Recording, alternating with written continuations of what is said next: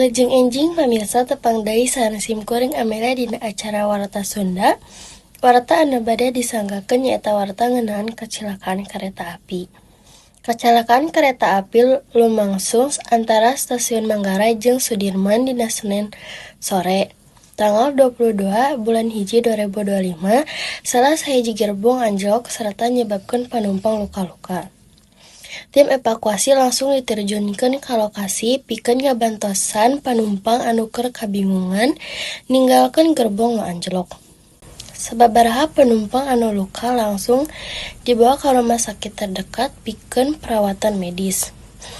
PT Kereta Api Indonesia nyebutkeun yen musabab kecelakaan ieu masih keneh ditalungtik ku tim teknis internal maranehna. Pihakna oge ngahaturkeun hampura ka panumpang alating gangguan jadwal perjalanan kereta api di jalur Manggarai Sudirman. Salila sababaraha jam, penumpang dihibau pikeun sabar serta nuturkeun arahan petugas di lapangan.